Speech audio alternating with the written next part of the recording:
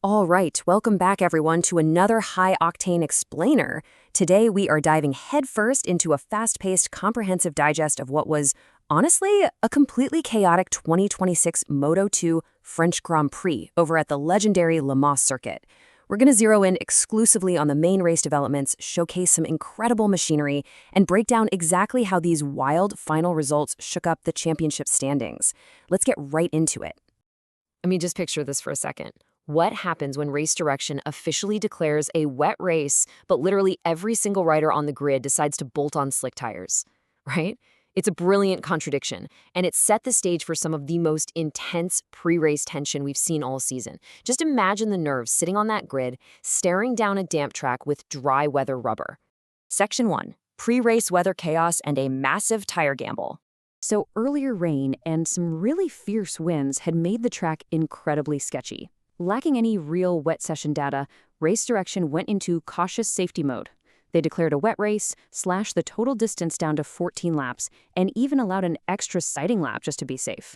But down on the grid, well, those same fierce winds were rapidly drying out this tiny, narrow racing line. Spotting this, every single rider threw caution to the wind and boldly opted for a slick tire strategy.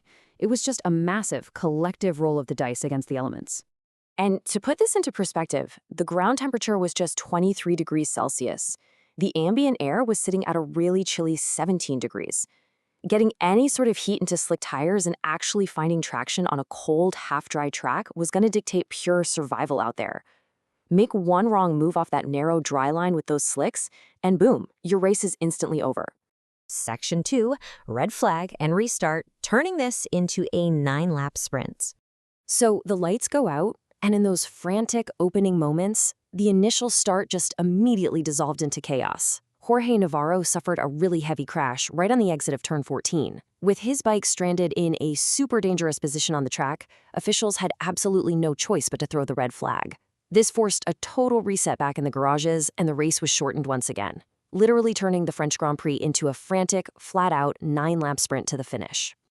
Section 3, Guevara's victory and his first win of 2026. And the man who navigated it best? Izan Guevara. He absolutely reigned supreme out there. Tearing down the straights on that gorgeous Bosco-Scuro machine, he kept completely cool despite the agonizing red flag delay. When the lights went out for the second time, he launched perfectly from pole position and just controlled the race from the very front. It was an absolute masterclass in concentration, earning him his very first victory of this 2026 season. But man, the action behind him was just as fierce. Guevara's pace was untouchable, laying down record-breaking times out front. But right behind him, Manuel Gonzalez was applying incredibly consistent pressure on his calyx, absolutely refusing to let Guevara check out completely. And further back, we got treated to an absolute thriller from Senna Agius. Despite fighting a top-speed deficit all weekend long, Agius used these phenomenal late-braking skills to dive past Celestino Vietti on the final lap, stealing 7th place. You gotta love a late-braking masterclass. Section 4. Official race results for our top 5 finishers. Looking at the final results, it was incredibly close at the top. We're talking a razor-thin 0.566-second gap between Guevara taking the win and Gonzalez crossing for a crucial 2nd place. Ivan Artola rounded out the podium just under 3 seconds back, with Alonso Lopez and David Alonso completing your top 5. I mean, in a 9-lap sprint, every single fraction of a second turns into an absolute battle. Now, it's worth mentioning it was a particularly rough weekend for the Japanese contingent in these tricky conditions. Taiyo Furusato fought hard, but really struggled, crossing the line in 22nd for Idemitsu Honda Team Asia. Meanwhile, Ayumu Sasaki suffered a super unfortunate retirement. Definitely a tough pill to swallow, but a vital learning experience to build on for the next round. Section 5. The championship rankings after 5 rounds. So what does this all mean for the big picture? Well, Manuel Gonzalez actually managed to defend his overall lead, sitting pretty at the top of the table with 79.5 points. But, and this is a big but, Izan Guevara's massive 25-point haul from his Le Mans victory has propelled him dangerously close. He's now sitting at 70 points. Senna Agius is holding strong in 3rd, followed closely by Vietti and Alonso. The defining takeaway from this entire weekend in France boils down to one number, 9.5. That is exactly how incredibly tight the championship margin has become between 1st and 2nd place after just 5 rounds of racing. The battle at the top is literally razor thin right now.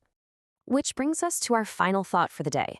With the gap whittled down to a mere 9.5 points, who really holds the cards heading into the next round at the Catalunya GP? Are we looking at Gonzalez defending his lead with pure ice-cold consistency? Or is Guevara going to ride the massive high of this dominant, chaotic win all the way to the top? I'll leave you to chew on that. Thank you so much for hanging out with me for this explainer, and I'll catch you next time as we continue to break down this wild 2026 season.